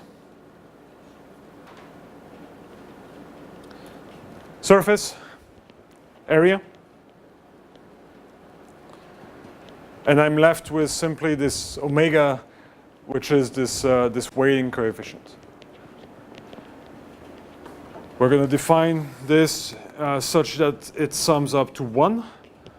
And one way you can define it is just by looking at the distance between the essentially a simple linear interpolation coefficient types of approaches. So we'll look at the difference between the position of the centroid of my element and the cell position, the centroid of my element in Y and the cell position, and have some function d that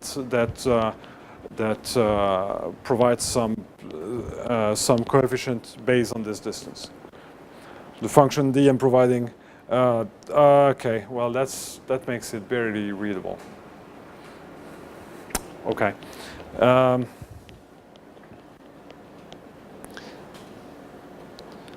This d can be some sort of an expression that provides an area of influence, basically, for my element.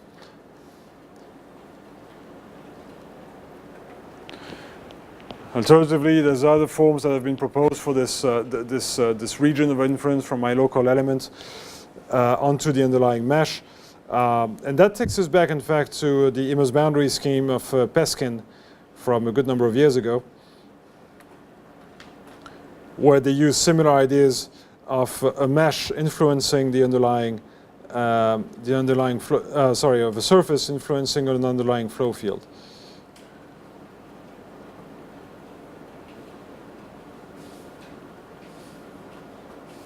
So the idea is we need some coefficient that tells us how much one element matters to a cell ijk. And this is going to be given by some sort of a region of influence type of expression like this.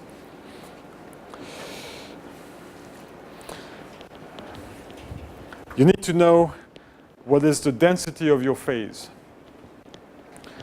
This seemed easy when we were arguing that we knew the volume fraction of the cell, of liquid in the cell.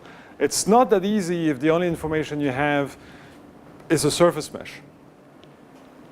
It's not that easy to know if I give you a collection of triangles that are distributed in a complex way around the cell. It's not that easy to know what is the volume under that surface mesh, or what is the fraction of the volume of my cell that's under that surface mesh. The approach taken by Tryggvason is to, in fact, recast this problem as a Laplacian equation. So it's saying that you can write the gradient of the density, again, exploiting this idea that our density in this case is a Heaviside function.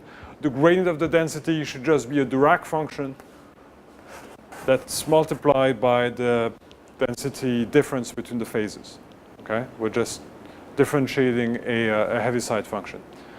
And so it's then discretizing that relation using a surface mesh, because the surface mesh is really well suited to representing the idea of a Dirac function that's tied to the surface. And so it's using this information to generate this gradient, is then sending that on the underlying mesh where it wants to essentially integrate the gradient. One way to do this is to take the divergence of the gradient, obtain the Laplace equation, in which case then the information of what the gradient is becomes the right-hand side of that Laplace equation. It is a pretty unwieldy idea, but it's a perfectly functional idea. So the idea is to say, I can specify easily from my mesh what is the gradient of rho, because rho is a Heaviside, the gradient of rho is a Dirac function, that Dirac function is only non-zero at my mesh. I can get this easily from my surface mesh. Therefore, I can surface compute this, and that's what's done here. Then I can send it back to the underlying mesh. Those are those coefficients, using the algorithm that we talked about on the previous cell. So I can have a surface-based estimate of the volumetric gradient of rho. I can take the divergence of that and then solve the resulting Laplace equation. That will give me the full field of density. So that's an interesting and pretty smart way of doing that, but it also has limitations. First of all, that's an expensive equation to solve in general. Second of all, that means that you don't have full control. You cannot simply say, on my side here, rho is rho gas, on the other side, rho is rho liquid. You end up saying, well, rho is whatever the solution of that Laplace equation is. That's fine, but that means that your density is not, in fact, going to be exactly matching with your specified or your known density. And you'll see also typical, you'll see overshoots and undershoots that will come into play. And so the way that Tryggvason controls that is through additional filtering of the resulting solution. So that's not perfect, but that's certainly a serviceable methodology. But that highlights some of the challenges. If you have fundamentally a Lagrangian information about where the interface is, re-injecting this information into the underlying mesh is not an obvious exercise. Okay, I think the last thing we need to talk about is surface tension. At this point, we've talked about how you reset the quantities. We've talked about how you, how you evaluate most things. So to evaluate the surface tension, there's some interesting idea that you can directly exploit if you have a surface mesh, which comes from computational geometry.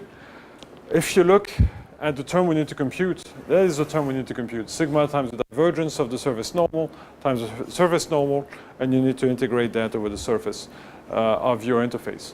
So you can, oh, I think I'm missing a normal here.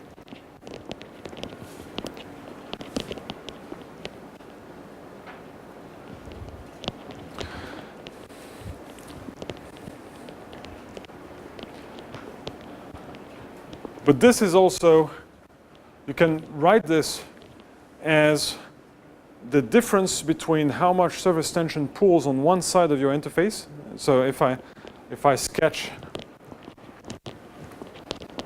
my cell and I place an interface in it, interface ends here with a tangential vector T1 and it ends here with a tangential vector T2. I can either think of surface tension as the integral quantity based on the average normal orientation over my cell times the average, I guess the average of sigma times kappa times my normal over the cell. Okay, that would give you net force that would go something like this. Or alternatively, you can think of it as the imbalance between how much the neighboring surface is pulling on this and how much the neighboring surface on that end is pulling on this. So you can equally write it from purely tangential traction terms, or imbalance in tangential traction. Well, you can do that in 3D as well. So if you're in 2D, it turns out that this is very much readily available to you if you have a surface mesh. You look at your neighboring elements and you look at the orientations, and that gives you directly at your elements what is the amount of surface tension that you have. Well, it turns out that because those elements have angles, between them, this is not going to be very accurate, but you can fix that by doing a nice polynomial fit through your local elements to remove this mismatch between the tangential orientations and provide continuity of the slope of the elements. That's reasonably straightforward to do in 2D. In 3D, it's a bit more tedious, but you can still do a similar thing. And so I'm not going to go through the details, but I'll essentially throw all the, and I'm again missing a normal vector.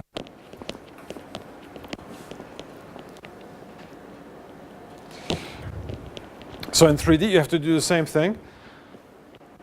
And this time we're going to convert this relation into the 3D form of that relation by saying that we have to do an integral of the tangential direction cross the normal direction times S and times sigma. And you have to compute the circulation of that. So for each element, you take the circulation of how much you're pulling on the n cross t direction. And the mismatch of that, so the integral of that, will give you the net surface tension force. So again, you're going to have to fix the fact that there's a discontinuity in the orientations. So the tangential vectors, as well as the normal vectors, are fully discontinuous between two elements. Okay? The two elements will approach at a different angle. And so to fix this, what Tryggvason does is it fits a quadratic surface to your local element using information from the neighboring, the direct neighbor elements. And then you can compute from this quadratic fit, you can compute n, you can compute the tangential directions, and then is going to locally integrate all around the edge of the element this fit and generate a numerical estimate for this quantity. So this is a pretty tedious process. There's quite a bit of implementation required to get this to work. But that's what it takes to deal with the fact that your local mesh is not, your surface mesh is not a smooth representation, and therefore it doesn't. If you were to naively compute the curvature, it would be mostly measuring the amount of mismatch between neighbors. Once you've done all this, you can transfer that back to the underlying mesh, and you're done. Last point, you need to interpolate from, there's at least one quantity you need to interpolate from the underlying flow field onto your marker points, and that's your flow velocity. Right? You need to know how fast your points are going to be moving. That's fine, you can do that. This is a general form of, say, trilinear interpolation. You can do something better if you want, but you have to realize that even if that quantity here is divergence-free, even if your underlying velocity field is divergence-free, the interpolated velocity is not going to be divergence-free. And so inherently, even if you had no remeshing of the surface, no treatment there, the fact is that you will be advecting your surface with a non-solenoidal velocity field that will therefore mean that your mass under this 3D surface will fluctuate, will not be conserved. So this is not a conservative method, even just basically because of this problem.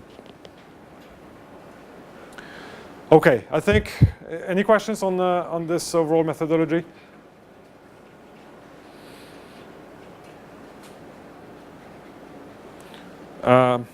There's one more point I need to make.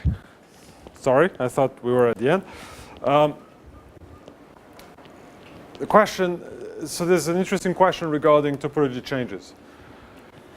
The method as it is, as we've described it so far, will track structures of any scale provided that you allow your surface mesh to maintain a high enough resolution. So there's no cutoff length scale beyond which we cannot resolve. That means that if you want to look at, again, this Rayleigh plateau problem, if you give enough resolution to the problem, we will never see breakup. We will have a very thin surface mesh that will predict an infinitesimal size mesh, size neck. So ultimately, if you want to introduce breakup, you have to do it manually. Okay, so you have to spend the time to look locally at your own element and decide whether it is in breaking distance of a neighboring element. That is surprisingly similar, or maybe not surprising, but in spirit this is the same idea to the collision algorithm that we deployed for the Euler-Lagrange simulations. Right? This is an n-squared problem fundamentally. Each element surface needs to figure out how close it is from neighboring element surface. And by neighboring, I don't mean neighboring in the connectivity sense. I mean neighboring in the spatial sense. So if you have two interfaces coming close to one another, that element and that element are not going to be neighbors from the connectivity standpoint, but they're going to be nearby in space. So we need to search in an n-squared sense whether we have elements pairs that are close enough to justify locally coming into our mesh and changing the topology. So there's a required surface search, and you have to manually provide a distance beyond which you're going to manually change the topology and allow for breakup and separation. So that's easy to do in 2D. There's no particular challenge there. You find your nearby regions, and there's one way you can break a mesh. And if those two things coming close together, you're going to have to reconnect. You're going to go from connections like this to connections like this. So there's no real question there. In 3D, it is an involved process. There's a lot of testing. There's a lot of decision making that's required to decide how two approaching planes with their own curvature should be changed in topology to avoid elements closer than a specified epsilon distance. So that is a lot of work. You might say it's a bad thing that we have to manually change the topology. But really, I would argue that this is a good thing. It makes it obvious that if you want topology changes in your problem, you have to remember first and foremost that the equations you're solving do not contain topology changes. So it's a modeling question. This method has the advantage that it makes it obvious to the user that topology change are essentially models that you're invoking to help you solve your equations. In particular, it is conceivable that you could formulate a very smart model for deciding what is the proper length scale at which the topology change should occur. And maybe you would then come in and base that on the van der Waals length scales and put together a nice little potential, van der Waals potential model for this change in topology. So we'll leave that there for now, but that's an important aspect. Well, there is one more point, one last point, which is that if you have normal motion of your interface, then you have additional manual work to do. If you're taking this interface and moving it normally to itself,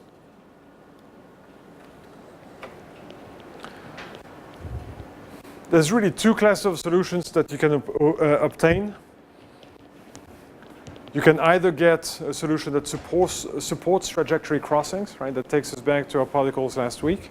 Or solutions, so therefore you can either allow for multi-valued solutions or disallow for multi-valued solutions. That would be a strong solution, and that would be the weak solution to this problem. You would want, in a general sense, when you're doing CFD of normal fluid flows, you would want a solution to be the weak solution, i.e. adhere to Huygens principle, and not allow for overlapping solutions. So what I'm saying here is if I take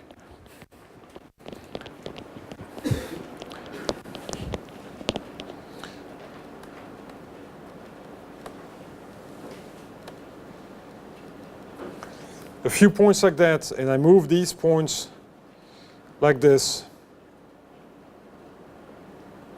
and these points like that, at a later time,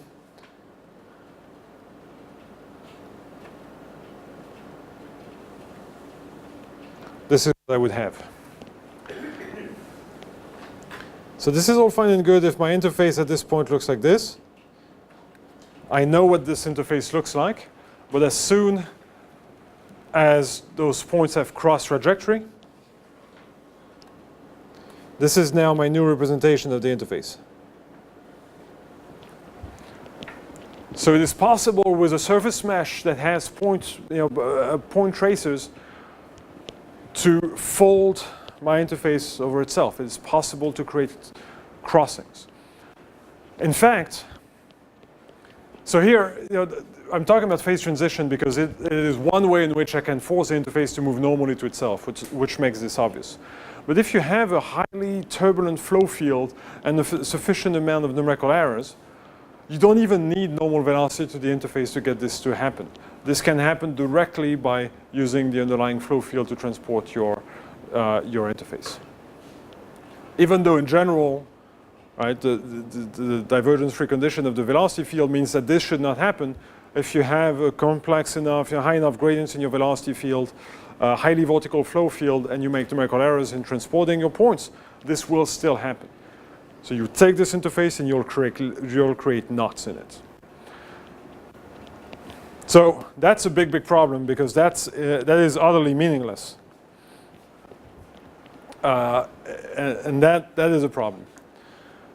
There's no real solution to this except relying on the underlying mesh to help us distinguish between strong behaviors like this and the desired weak behavior.